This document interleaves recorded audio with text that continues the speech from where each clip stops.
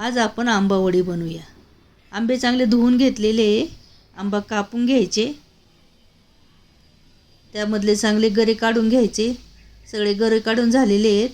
आता मिक्सरमध्ये बारीक करून घ्यायचं। मिक्सरमध्ये बारीक करून घेतलेले आता एका चाळणीमध्ये सगळं चाळून घ्यायचं। चाळून झालेले आता ताटांना सगळीकडून बटर लावून घ्यायचं।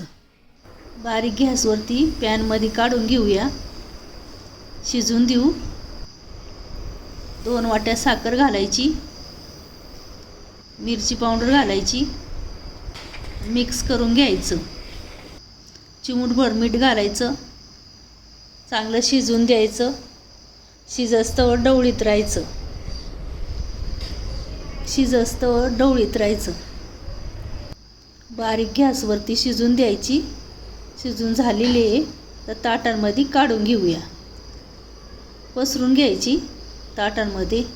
आता ताटांमध्ये पसरून झालेली आहे, उन्हामध्ये वाळायला ठेवायची।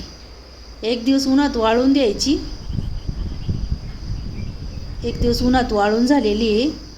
आपण आता हिला काढून बघूया, आल्हाद अशी निघते। आंबावडी चांगली सुकलेली आहे। आता आपण ना आवडीनुसार त्याचे तुकडे करून घेऊया। आवडीनुसार तुकडे केलेत। जरूर आंबावडी करून बघा, वर्षभर टिकणारी। आंबावडी कशी झाली जरूर कमेंटमध्ये कळवा। वर्षभर टिकायसाठी चांगली सुकून घ्यायची अशी।